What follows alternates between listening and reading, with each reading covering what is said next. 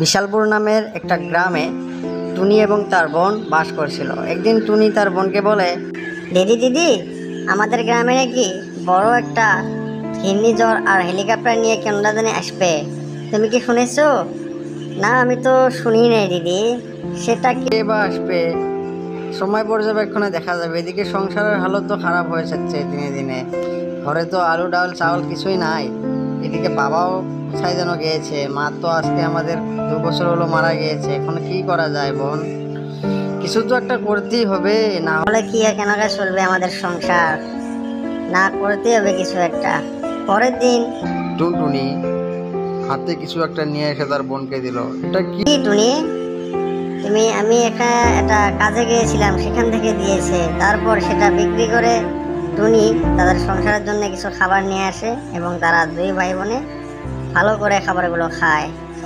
বেশ কয়েকদিন পরে একদিন টুনি তার বোনকে বলে, বাবু, আজকে আমাদের গ্রামে কে যেন আসবে বলে শুনলাম আমি বাজার থেকে। কে আসতে পারে বলো তো?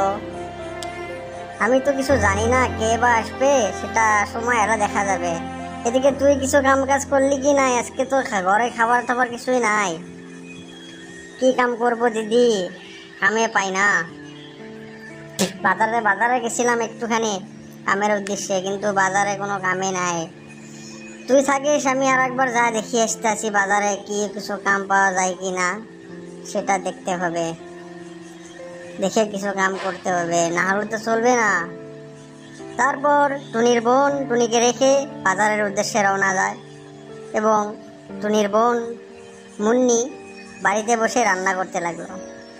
তারপর সে রান্না করে অপেক্ষা করতে লাগলো তার বোনের আসার উদ্দেশ্যে।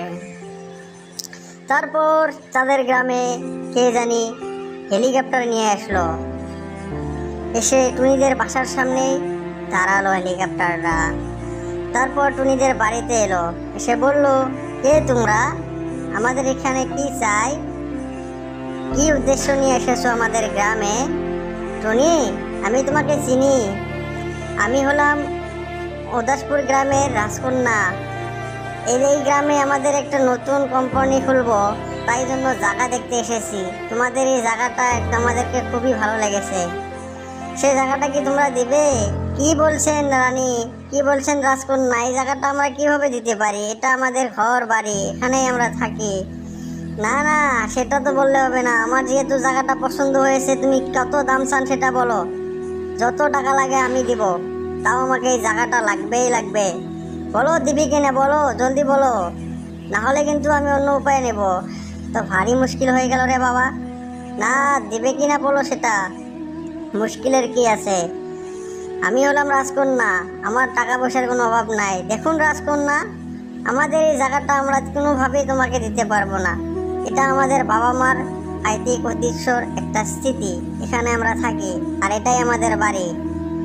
তারপর টুনির বোন সেই রাজকন্যার জন্য কিছু খাবার এনে দেয়।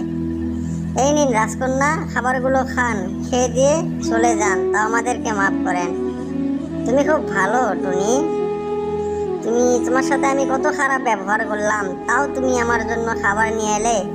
ঠিক আছে, আচ্ছা ঠিক আছে, আমি তোমাদের জায়গা নেব না, আমি অন্য কোথাও কোম্পানিটা খুলবো। আর এবার লাইন এসেছে। ঠিক আছে ঠিক আছে রাজকন্যা, তুমি যা তোমার ভুলটা বুঝতে পেরেছো, এটাই অনেক কিছু। এটা আমাদের বাবা মার একটা ঐতিহ্য, এটা আমরা ধরে রাখতে হবে তো। আর এটাই আমাদের ঘর, জায়গা থাকার। এখান থেকে গেলে আমরা কোথায় থাকবো বলো? সেই জন্য আমি তোমাকে মানা করেছি, না হলে তো আমি দিয়ে দিতাম। এটা আবার কি বড় কাজ বলুন? আপনি খাবারগুলো খান, না হলে ঠান্ডা হয়ে যাবে তো। ঠিক আছে টুনটুনি, আমি খাবারগুলো খাচ্ছি, খায়া দায়া আমি যাচ্ছি। আর তোমাকে একটা কথা বলি, শোনো, কোনোদিন যদি কেউ এই জায়গাটা তোমার যদি বিক্রি করতে হয়, তাহলে তুমি আমাকে জানিও। এই জায়গাটা আমার খুব ভালো লেগেছে, এটা আমি কিনতে চাই। আর কান্না করো না, আমার বাবা মার জন্য মন খারাপ করো না, আমি তো আছি। আমি তোমাদের এখন থেকে দেখাশোনা করব, মাঝে মাঝে আসবো, আসে তোমাদের বাড়িতে খাবার দাবার খেয়ে যাব এবং তোমাদেরকে সহায় করে যাব।